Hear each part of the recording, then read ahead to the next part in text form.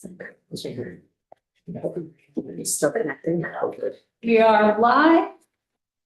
And we have with us representatives from transportation. Thank you very much for joining us. You have not met this group formally yet, have you? Not everyone, no. All right, well, why don't we start with Representative Iacoboni? Good to see you, Dave Jackson from Morrisville, Lamar, Washington District. Welcome. Good afternoon and welcome. John Cosenza from Burke, and I represent the Essex Caledonia District. Hi, Mike Nigro, I represent Bennington and Powell. Tom Stevens from Waterbury, representing the Washington Chittenden District. Our chair is giving bill presentation and our vice chair is in another meeting. I'm Tiff Bloomley, and I'm from Burlington. Trevor Squirrel, Underhill and Jericho. Wayne Rush, Highgate, Franklin. I'd like to repeat Wyndham 4, Putney, Dummerston, and thank you and all your staff for all your work this winter across the state and Wyndham County. Thank you. Lynn Dickinson, I represent St. Albans Town, and also thank you for all the work you've been doing up in Franklin County. Thank you. Well, for the record, Joe Flynn, Secretary of the agency, and I would introduce folks with me today. To my right is Jana Morse, the Director of Finance and Administration for the agency. Starting in the front row in the pink jacket, Candace Elmquist is the CFO for the agency. Next is Andrew Collier, the Commissioner of the Department of Motor Vehicles. Michelle Boomhauer, the Director of Policy Planning and Intermodal Development. On the end of the first row, Jeremy Reed is the Chief Engineer and the Director of the Highway Division for the agency. And behind Candace is Todd Law. Todd is the Director of Maintenance Fleet Operations for the state on the picture of the garages and the orange trucks, if you will. And next to Todd is Ernie Patno. Ernie is the Director of Maintenance Operations for the state. I don't believe we have anybody online. So again, thank you very much. We're here to present the budget for the Agency of Transportation. There will be a small slide on the Department of Motor Vehicles, and I know that they're following you or following us after, I believe, this afternoon. Sure, if you want to follow me, yeah. So again, Joe Flynn and I, however you wish to handle this, I can go through the slides, take questions as they come up, or queue them up and leave that up to you. The first slide you'll see is just a bit of a graph of where our budgets have gone over the last several years. The governor's recommended budget for fiscal 26 is $883.4 million. And that's continued growth, frankly, since the beginning of our administration. And much of that, of course, in the last several years has been, I'd say, stimulus money, but the Infrastructure Investment and Jobs Act that, came in the last administration was very generous to the state of Vermont and remains so. Perhaps I should say quickly this is my first time under this assembled committee of these members. And for those of you that may not know, and if I'm presuming something that's not the case, please just tell me to stop. But our agency does not come in and ask for general fund money. That our funds all come from the Federal Highway Administration, the Federal Railroad Administration, the Federal Transit Administration, and the Federal Aviation Administration, and from the National Highway Transportation Safety Fund. And what we do is we raise money through the DMV, through licenses and registrations and fees, and that creates state funds that we need in order to match the federal money. So when I say, for example, that the Infrastructure Investment and Jobs Act was very lucrative, it certainly was. We are currently within a 5-year period of what we call formula money through Federal Highway Administration. It revolves every 5 years. It is quite insulated from the other machinations in DC. By that, I mean it is stable as far as the formula money goes. It is not impacted by any of the pauses currently with respect to the highway fund. And right now, Congress is beginning to discuss the next 5-year tranche. So in many ways, we are fortunate in that respect because we have a predictable funding stream And we also know what the pressures or the demands will be for our revenue that we need to use as match money. So all of that rolls up to this budget recommending and asking for $883.4 million. The next slide just gives you a breakout of the funding sources. On the left side, the transportation fund was really what I was just speaking about when I say federal dollars. I'm sorry, state funds. Federal dollars is at this point attributed to a lot of money from 23 and 24 that came in as a result of flood projects. We receive federal highway emergency relief money, which is above and beyond our book of business, if you will, as far as the projects that we intend to do. And AOT is also eligible for FEMA PA because we own infrastructure independent of the federal highway network. But for example, the Lamoille Valley Rail Trail is owned by VTrans. So if it gets damaged, we can apply for FEMA PA like the town of Johnson could or the town of Powell could. Also, with respect to Central Garage, which is down on Route 302 across from the Wayside Diner, that's our primary state focal point for mechanic type maintenance work. We say maintenance and sometimes we conflate the definition. That was destroyed in 2023. It was flooded again in 2024. We have a very skeleton component as far as the buildings that are used there today. Most everything has been mothballed. But that's an example, and we can talk further about what we're going to do, but that's an example of what would be FEMA eligible. So that accounts for the federal line. Local and other is primarily when we grant money to a town, there's match money that they have to pay for the project. And we grant money that comes from the federal government. So we're just a pass-through entity to the town who's a subrecipient. The transportation infrastructure bond is a fund generated through statute that requires a percentage of the transportation funds to be parked in this account to pay off bonds. The agency paid off all of its bonds probably 3 years ago. So we are bond free. So we have no bonded indebtedness, but we still must park a percentage of our revenue that comes in. And so we just refer to that as TIB funds. We can use those dollars for highway projects under Chief Engineer Reed's program. We can't use those dollars for something like paving an interstate, but those dollars have to go to projects that have a longer life cycle. And if we had a bond that we had debt on, it would be that revenue that we would pay that down from. And Central Garage Fund, we'll explain in some pie charts that follow here, but Central Garage Fund is a fund that generates revenue for unplanned occurrences, if you will, at Central Garage. I won't say an emergency fund, but it's a contingency fund so that if something comes up and we needed some equipment that we hadn't forecasted, or an example I would give you is we're currently nearing completion on a new garage maintenance facility for the district up in, actually it's in the town of Swanton, right on the line of St. Albans. Because there will be a wrench turning element, when I say maintenance there, typically that means we'll have plow routes and we'll have summer maintenance that starts from there.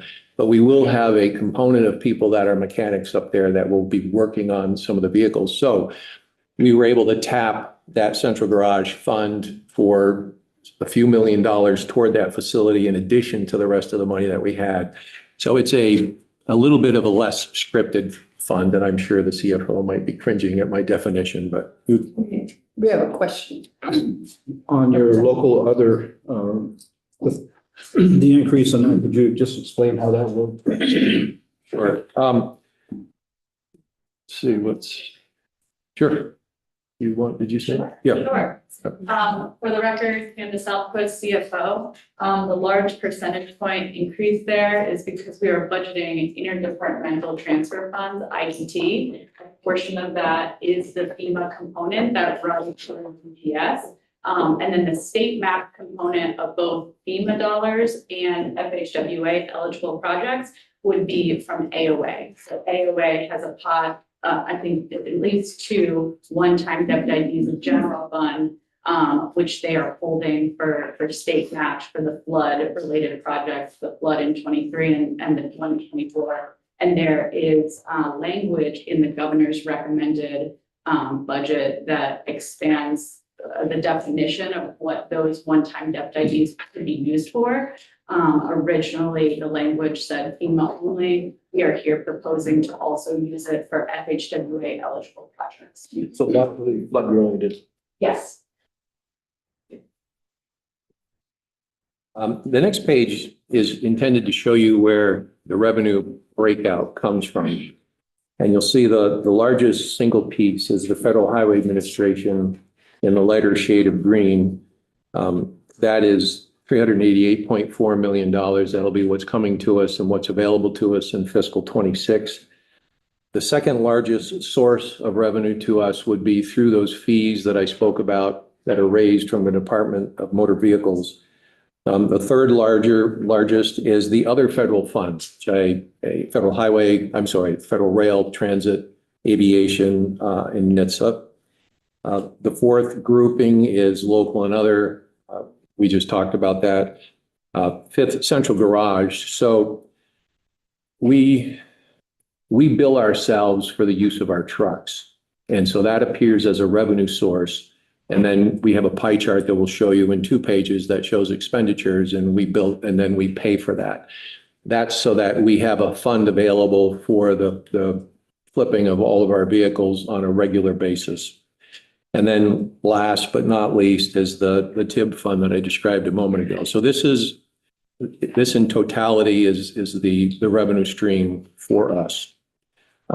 As far as the consensus revenue forecast, when the E-Board met in January, and it looked at the revenue forecast specific to the agency in addition to the general fund, there were some ups and downs between the transportation infrastructure bond forecast and the transportation fund forecast.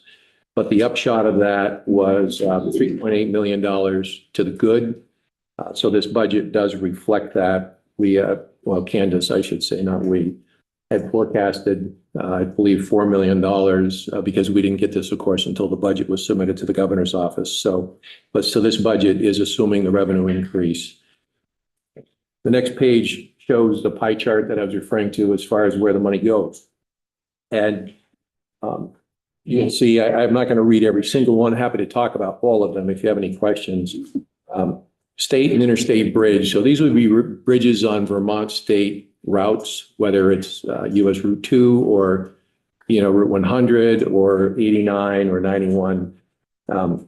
This year, for a lot of reasons, which we can discuss, project prioritization, but the single largest expenditure would be aimed at state bridges and interstate bridges. The second largest is maintenance. So this is everything that you see the orange fleet doing, from snow and ice control this time of the year to litter picking, which is done almost every week of the year, to patching, to guardrail work, to mowing, to tree removal and brush removal, and the myriad of things that are done under maintenance. The third largest bulk of the funding goes to roadway and safety. This is a program that's also under the Highway Division. This addresses many types of construction projects, intersection projects, things that are not entire roads or lengths of interstate that are being paved, but they're not bridges like over 89. If you think of, I believe, a new intersection, Shelburne Road a few years ago had many new lights, signals put in all the way down through. That's an example of where that would come from in our budget. Next is state paving. So state paving are transportation fund dollars that we use to match federal money to pave like the interstate, for example. This particular line item reflects this administration's determination to not drop below $100 million. Although this budget does reflect a reduction from $130 million in fiscal 25 to $102 million this year. And that is a reality based on what I was saying a moment ago. we have budget pressures due to increased costs that we're seeing across our entire business model, which are on average about 40% higher than they used to be a couple of years ago.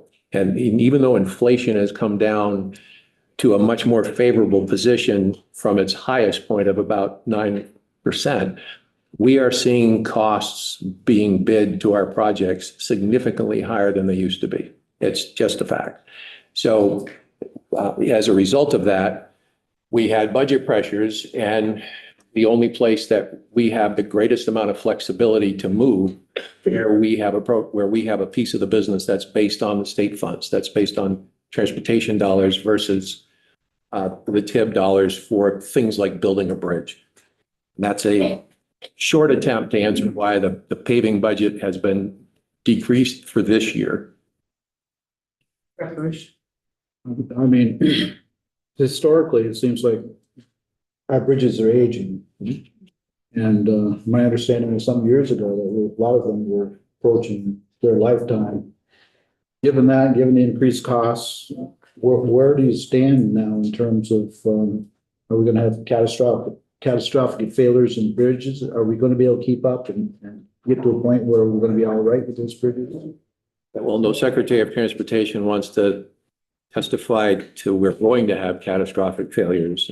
The first thing I'd like to say is that if a bridge is ever thought to be in an unsafe condition, it's immediately closed under the authority of the Secretary of Transportation. And that's happened probably 5 times since I've been secretary. And it happened in 2024 over in Norwich. We closed one lane of 91 southbound right in the Norwich area where you come onto the interstate going southbound, and the on-ramp creates a third lane of the interstate. And there were some troubling inspections underneath there. So we shut that down that day. So I just want to, in open forum, address that. The point you make, though, is a real issue. We are at a life cycle moment where we're looking at the replacement or the significant rehabilitation of many of our bridges on the interstate highway system in Vermont, because they are the original structures. And I-89 is an older piece of infrastructure than 91, but they're both close to a half a century, and 89, I believe, is more than a half a century in some cases. They are approaching the useful life that they were built for then. So structures we're building today, like the new structure in Richmond that goes over 89 on Route 2, is a bridge that we're looking at the 75 to 100-year model. So we have we have a lot of work to do. And you are correct. And that's why you saw the pie that reflects expenditures with the largest piece for state bridge and interstate bridge. We also monitor the condition of bridges. We inspect our bridges annually. And we have what we call a deficiency rating, and we catalog every single bridge. And we also inspect your local bridges in all the towns that you come from, even though the town has to program a project for it that we'll help to pay for. But we do the inspections. Deficiency does not mean safety. So if a bridge is in what we call structurally deficient fashion, again, for the record, that does not mean it's unsafe. But what that means is compared to the metrics that are looked at nationally, it is in lower condition than optimum condition. And we continue to follow that. And that feeds into, a large part of that feeds into the prioritization of our projects. And that in fiscal reality, maybe just deviating slightly from that sort of scripted response, I think it's reasonable to say that in the United States, especially in the Northeast, the infrastructure is the oldest in the country. It's, if you compare it to Las Vegas or Phoenix or New Mexico, cities, I mean, there's older cities there, but a place like Las Vegas is relatively new when it comes to infrastructure. And the weather is not as damaging to the infrastructure as it is in the Northeast. I think it's reasonable that the last administration recognized the need for major infrastructure investments. It's a bit unfortunate, if you will, that there was a perfect storm with inflation, supply chain in the beginning, that we may not have gotten the lift that others might have hoped we would have been given from the extra investment. And I think the federal government at some point is going to need to look at that as well, again. And that's not just roads and bridges, but I mean, rail, we'll talk about rail. So, and we have rail bridges that we have to deal with. I mean, where we own 304 miles or 5 miles of active rail in Vermont. And we lease the operation to Vermont Rail Systems. And there is a limited requirement for routine maintenance that they carry, but we're responsible for the major infrastructure. So our rail program is $61 million on this pie chart. And so bridges are an issue there as well, and they predate every highway bridge. There are rail bridges out there over 100 years old, so. Rep. Kasenska has a question. Yes. So thanks. That was one of my big questions, was the process of what you're using to kind of prioritize all your projects here. Identify, the lifespan. We're at a point where we need to do something now. Mhm. And, we have a relatively short construction season, as we all understand. We've all lived here long enough to know that. Potential shrinking dollars from the federal government here, revenue changes here, we're all aware of here as well. Here, everything kind of sort of looks like it's a priority here for sure. And not fixing or not launching into a replacement of a bridge, for example, here. If you have to postpone it, on average, how long would you be able to postpone replacing something here? Just if things are even, you got 12 projects, making a number up here, you have 12 projects that need to happen like this construction season here. Right. But number 13 and 14 really fall into that list here as well, but it can't because of that. In postponing that, what does that do in the next construction season here? And a major project I'm talking about here. Right. Because I suspect, things can become exponential here over time. Things can be, they can become significantly exponential, and it's almost like compounding with interest. Yeah. Compounding with interest gets better year after year. The delays almost are the reverse. Things get worse. In fact, while we're talking right now, the infrastructure network around us continues to deteriorate. And I like to say that because that really brings home the reality. The brand new bridge that was built in Richmond already has begun to deteriorate. I mean, we're dumping salt on it. It's freezing, it's thawing, and so that's my point. I'm not suggesting there's anything to do with the construction quality, but that's the reality of infrastructure in Vermont. So more to your question, which is a great one. If we have to postpone a project, we do triage the things you talked about. And if we have, let's say we have a bridge project that was in the queue for fiscal 26, hypothetically, and if for whatever reason we needed to slide that to fiscal 27, when we plan those projects, we don't wait to the bitter end in the first place because we can't do that. We have a very detailed asset management process that's part of the project prioritization process. And it's the project prioritization process that answers what are we going to build. That gives us the menu of what the plan is. But if we have a pressure, we have to go through that list and we have to ask ourselves, first of all, what types of projects are available to move based on how the funding stream is created? And most importantly, to your point, where is the criticality of what we move? We're not going to make a decision on something that we believe is critical and move it out. But again, we have to make decisions because we can't do everything at once. If you took a look at our white book is the program for our business. And in that book, we list every single thing we're doing. There's, I believe, over 800. Now, that doesn't mean 800 bridges are being built like you see in Richmond, but what that means is there's an element of work on hundreds of projects. And that element of work could include designing, which is still being done in the office. It could include right-of-way acquisition.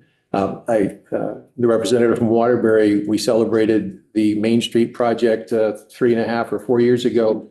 It took 25 years to acquire the right-of-way to just do that stretch of Main Street in Waterbury. 25 years. Now that we have to buy real estate, there were hundreds of pieces of real, but sometimes you bought 3 feet, sometimes you bought 6 feet. So it's like buying a house. You still got to buy it. You got to go through that process. We can condemn, but that's not the preferred alternative to do that. So my point in bringing that up is that might have been a bit unique, but it's an example of what is on the front end of a lot of projects. When I say 800, there's a lot of work. Then you have the designing process. Scoping is actually one of the first things, what are we going to do here? Then we start designing, then we buy right of way. We have to permit everything. So there's a lot of projects on the books that are in some part of a life cycle that aren't yet something you'd see, that's being constructed. But as far as making decisions to move a bridge out, if we had reason to believe there was a critical situation, not from a safety perspective, because that bridge would be closed by now if there was, but the deficiency rating is going to suffer significantly if there's a delay, we would have to work with that and we'd have to figure out something else to delay. If I can follow up with one more Yeah. question here too, in terms of because I know you had to put some temporary bridges on in place here to deal with the erosion from the flooding. 114 is a good example. Yep. Coming from Lindenville to Burke, and there's other places across the state Right. there as well. So how long would those stay in place? They could stay 5 years. That bridge in particular by Brook Road, Right. I know well. I spent a lot of time on Red Village Road and on Brook Road, even though those are town roads. We work closely with Casella, removing all the debris, right? Still working on it. I talked to Casella last week. That bridge is rated. I mean, log trucks can go over that bridge. Structurally, it's no less than the bridge that was there. It's probably in better condition than the bridge that was there. A little So wider. Sure. And to give you an answer specifically, we would take into account that that's a temporary bridge, and we also like to get that back into our inventory because that's our bridge. But yet we also have to look at the pressures for the structures program where our bridges reside going forward into the out years. And if there's a bridge out there that we need to replace, we can leave that bridge on 114 where it is for now. The other temporary bridges, the majority of them we put out over the last 2 years have been the ones that we've put out for municipalities. But you're right, that's an example of one. And we have, I don't know if there's any left on Route 110, but we had 2 or 3 on Route 110 as a result of the 2023 flooding. If you go out down through the Chelsea area, Berkshire, I believe there was one. And there was, we have them everywhere. We still have 2 off Route 2 in Marshfield. For some curious reason, one bridge that goes to one residence was a state-owned bridge. We found out in 2023. So we had to put a temporary bridge in. We have a temporary bridge in the village of Plainfield right now. That bridge structure, they got wiped out right in the center of town. So again, those are engineered. Frankly, the history of those bridges has come from the U.S. military. They were designed for rather quick erection in less than optimal locations, although we try to make the location optimal for a lot of reasons today. But you can erect them to different widths, different lengths, and they can be assembled in relatively short order compared to anything else you could do. So I don't know if that answers your question. Thank you. The next slide is getting more into the actual divisions of the agency. Program development is really the group that delivers things, that builds things. It resides in the highway selection under Jeremy. I won't go through each one of the programs on the left-hand side, but I want to point out 2 in particular. The Park and Ride program, you're seeing a 66.3% increase. That is a planned project at the Vietnam Veterans Memorial rest area in Sharon northbound. There's a project there. And below that, you see 87.8% bike and pedestrian facilities. That is a pass-through.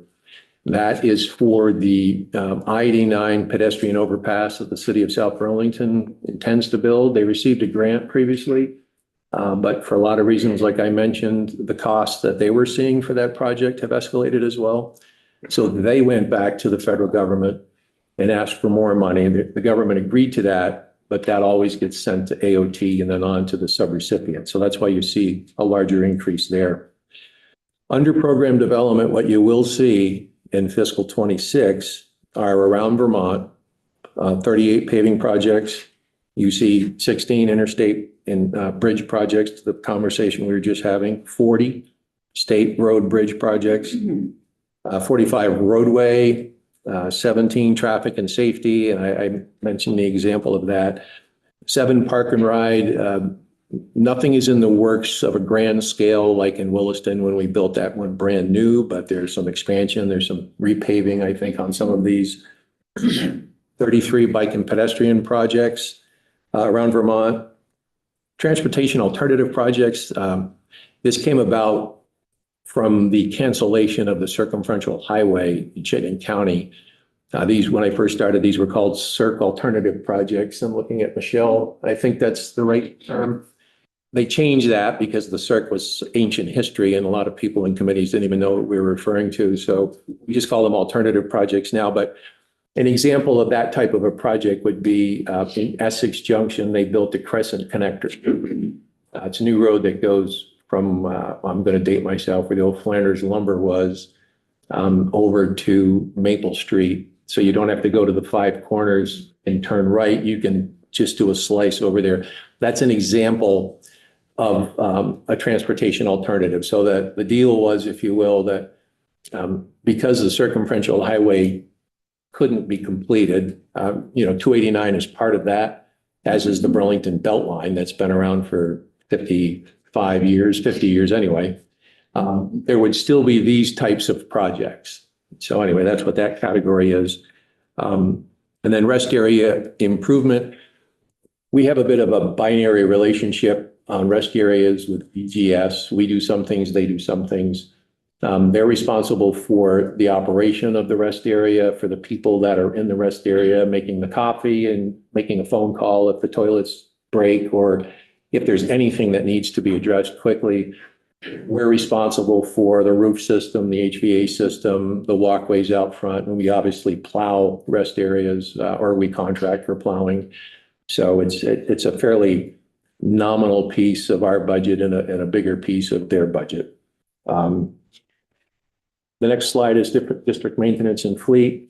I won't go through all the categories, but again, happy to talk about anything you'd like in there, but we tried to break out some of the major items that add up to the $117 million, but this is across 9 districts in the state of Vermont. How many individual garages, Ernie? 16? Counting that, about 64. Right, so 64 garages around the state, all that have trucks, people. So this is that list. This includes our materials, this includes salt, this includes labor, overtime. What are you doing to reduce salt usage to? We have a great story on that. We're probably one of the best you'll find in reducing salt. We have, Ernie can speak more thoroughly to it, but when I started, we were getting permits from A&R, and the limitation at that point was 800 pounds per mile. And we're down below 300 pounds per mile now. We're really acute. We have telemetry on our trucks. We can set how much salt goes out the spinner. We spritz it so that it doesn't bounce across the road and end up in the ditch before it does any good. And I'm going to let Ernie speak again if he'd like, because we're very proud of what we do. And frankly, Vermont is one of the leaders on the national front for snow and ice states in its salt control. And I know it's a hot topic right now with the bill here, which is a good suggestion that there be some best practices shared with others. Right, and training people, snowplow drivers and others that are not for your organization, private people. Yeah. So good. No, that's really all I need to, Okay. the details really is in the transportation committee. We just need to hear the kind of broad, big picture. Aside from the financial motivation, there's an altruistic reason here. And we think we are as forward-leaning as we can be and still find the balance for safe travels. In Vermont, for the record, we do not have a bare road policy. Our policy states safe roads at safe speeds, which does not mean that every road will be bare pavement within so many hours of a storm. But we prioritize those roads, and they start with interstate highway systems, and then they move to the US routes like 4 and 9 and 2, and then down from there. So, but we are very proactive, and we also are very mindful of the amount of sand that we use, because it too is a concern on the environmental side. Great. The next slide just speaks to policy planning, intermodal development. That's Michelle's area. This includes clearly what's in the title, policy and planning, but the intermodal development piece is the rail, the aviation, and public transit. So this deals with the funding for those three modalities as well. Environmental policy and sustainability, we're all sort of in a holding pattern on electric vehicle and charging infrastructure deployment. As of this minute, it's been totally shut down. And it may not refire as far as the federal piece goes. The funding that came to Vermont was grant money. It was not money that was baked into the formula funds I spoke about earlier, which is not interrupted. But EV funding was grant funding. There was one caveat to that. There was a program launched by the last administration called the National Electric Vehicle Initiative, NEVI, and it was pressing states to put in fast charging networks. I think they're 480 volt fast chargers. We built the first one in partnership with Norwich Technologies in Bradford. And I didn't know how to use it. In fact, I went over with an electric vehicle to use it because I wanted to see how fast it would work. But I wasn't authorized as the secretary to use the card that it took to swipe the thing. So I had a nice trip. I do know the governor's used it in his vehicle, and it's very fast. And so that program, that project was built and the contractor was paid. But the rest of our projects that were either under contract, but shovels had not started going into the ground yet, or we received bids and we were ready to award contracts, we've had to pause everything because we've been told that that grant program is over with. So as of this minute, it's stopped, and we'll see where we square that up in the budget. Rep. Murphy had a question. Go ahead. I'm looking at rail. Is there an update on that connector to Montreal? Yes. That's the perpetual question. The first thing I would say is when I started with the agency 15 years ago, well, when I started in state government 15 years ago, my job was rail program manager. We've come a long way in the positive category since then, a long ways. We're probably in the hardest part right now. The infrastructure between the border in Alberg and Montreal would need upgrades to provide sufficiently fast enough travel to encourage riders. And if you've ever taken the Adirondack on the New York side, which I've done, not only do you currently sit at the border for maybe an hour if you're lucky while they check your papers and run dogs up and down the train, but then you clippity-clop your way into Montreal, because the rail is really just sufficient for freight. It's owned by freight. And the freight rail companies in the US aren't tremendously anxious to invest in their infrastructure to facilitate passenger rail, because their shareholders are shareholders of freight rail companies. There is a relationship. We run Amtrak out here, and this is a privately owned railroad. So there's the infrastructure piece, but probably the biggest piece left is the construction in Central Station in Montreal to facilitate pre-clearance and the governance model. The good news is there's been a refresh of the architectural estimate as recent as last fall. So I say we, New York, Vermont, Quebec, and the country of Canada has actually got a piece of this, as well as the city of Montreal. We're working with fresher dollars, if you will, on what that's all going to cost.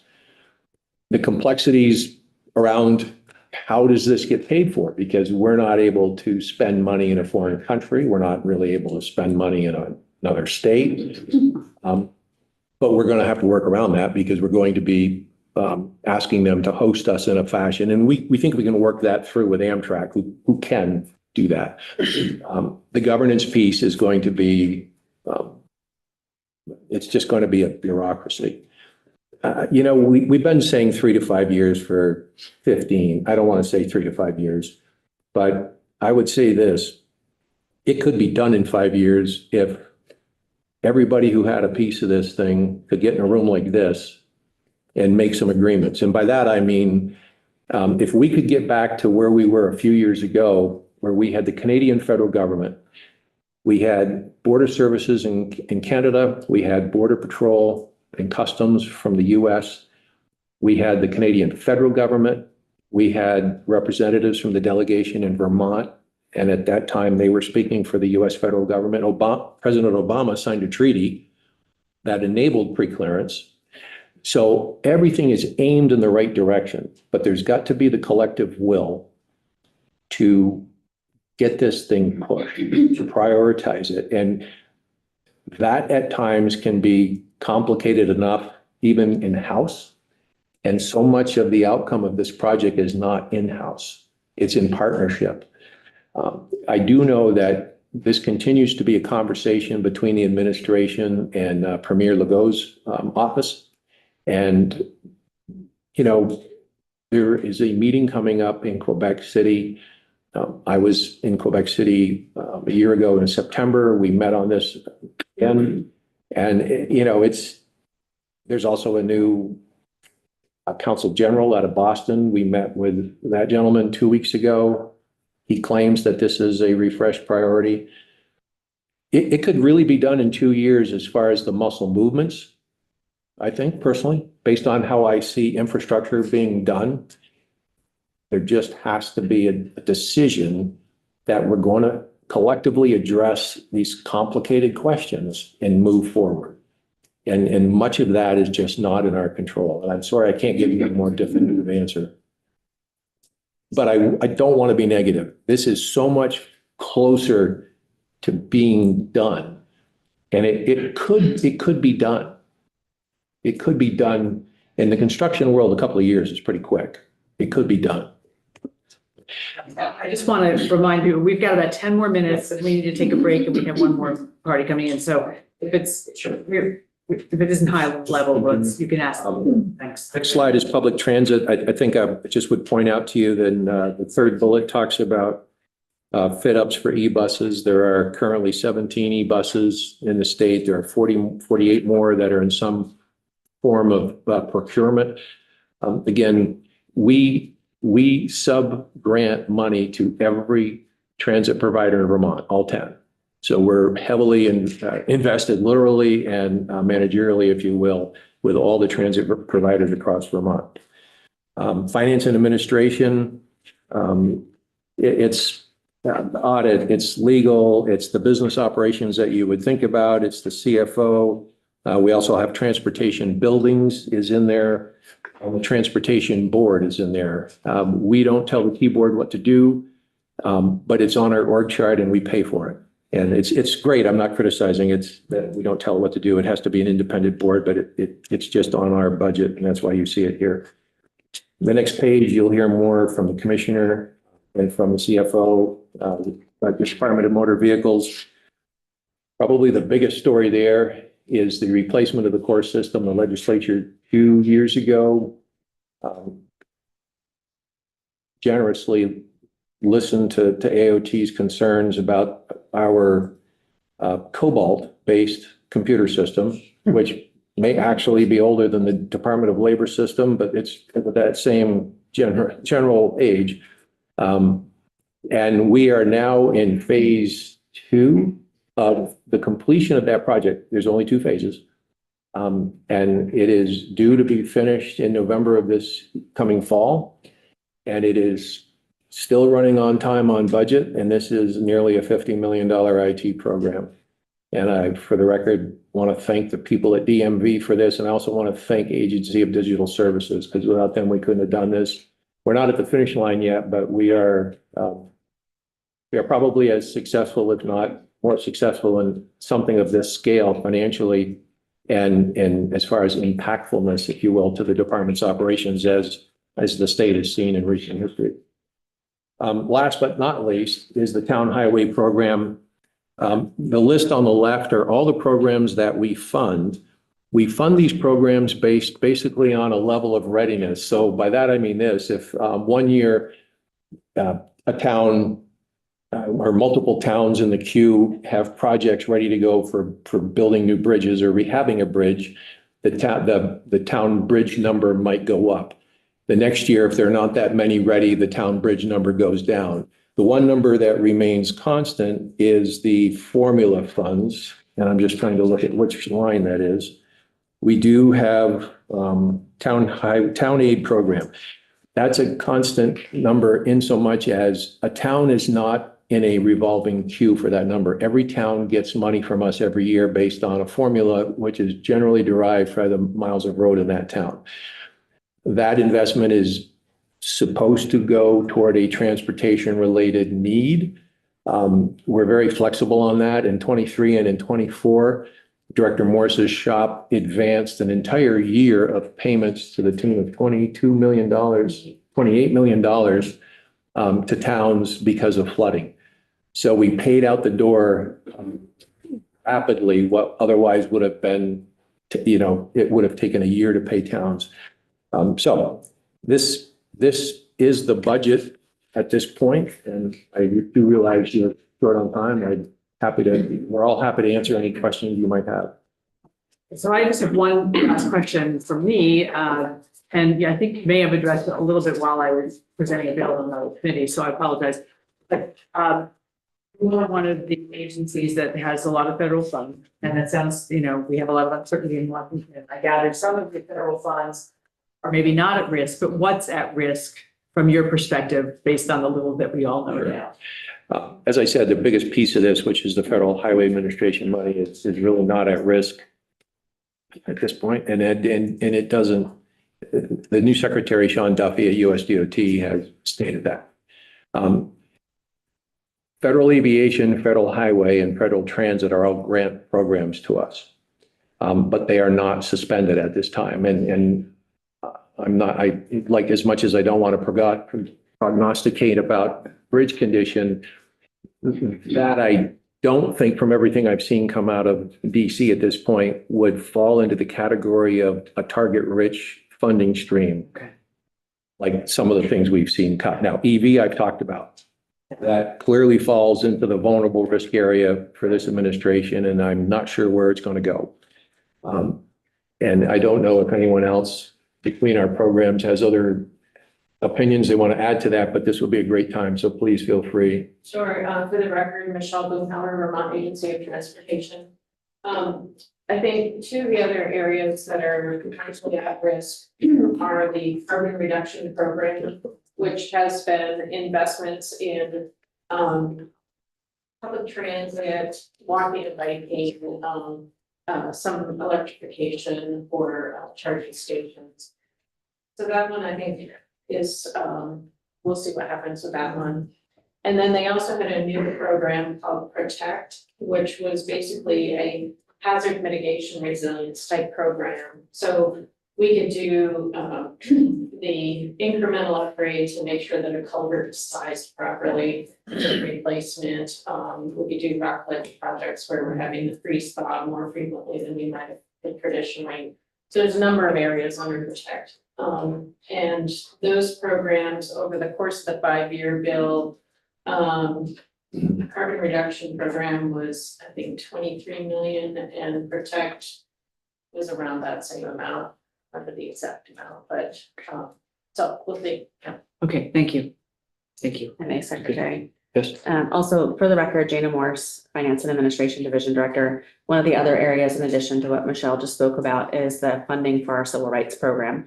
So those are the folks that do our on-the-job training, our Disadvantaged Business Enterprise, and our National Summer Transportation Institute. And as of, it's a very dynamic situation. So We've learned some new information about Protect that Michelle didn't have. So some of that is now, a portion of that is now back on the table. And that literally changed about an hour ago as I was coming And into so the that door. will change again. And I'm sure it will change again before the end of the day, perhaps. But there's a portion of funds in the ballpark of 150 to 300,000 that supports our civil rights team that is currently at risk, and we have not received funding for fiscal 25. Yes. I don't want to end on a bad note. I'll preface this by saying you folks do great work. Route 12, Worcester Woods Road. Have you driven that lately? I have not been on Route 12 in Worcester since Capital for a Day in Washington County, which was probably in early September. If you could just ask your folks, there's something wrong. Okay. It's like, I think it was built with concrete, bump. Do you mean the bridge? No, the whole road. Oh, Well, excuse me, Yeah. a good length of the road. Miles of it. all right.